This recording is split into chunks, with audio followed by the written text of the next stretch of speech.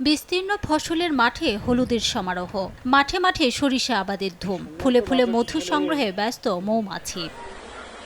সাতক্ষীরার বিভিন্ন ফসলের মাঠে আবাদ হচ্ছে রবি শস্য সরিষা, পাশাপাশি বিভিন্ন এলাকায় সরিষা খেতে বসানো হয়েছে মৌবক্স। কৃষক জানান, মৌমাছির কারণে সঠিক সময়ের সরিষার পরাগায়ন হচ্ছে, এ কারণে ফলও হচ্ছে ভালো। মৌচাষীরা বলছেন, চলতি মৌসুমে সরিষার ফুল ভালো হওয়ায় মধু উৎপাদনও বেড়েছে।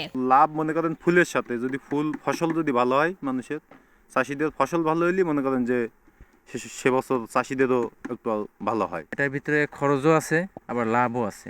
কোনো ভেজাল, এটা পুরাই ভেজাল মুক্ত ব্যবসা। আমাদের একটু লোন টোন দিলে আমরা সেই দিক থেকে আরও একটু সুবিধা পাবো এবং ব্যবসায় আরও আমরা লাভবান হতে পারবো, একটু বড় করতে পারবো। কৃষকের কীটনাশক সার দাম কমাই দেয়, তাহলে কৃষক আরও এগিয়ে আসবে।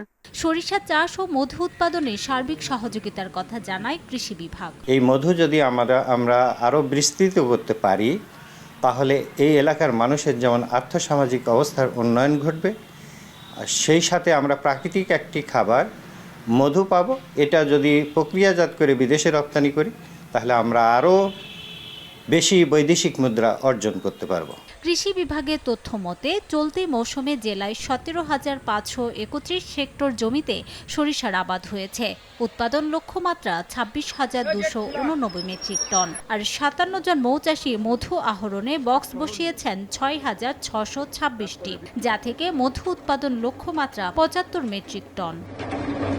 সময় সংবাদ, সাতক্ষীরা।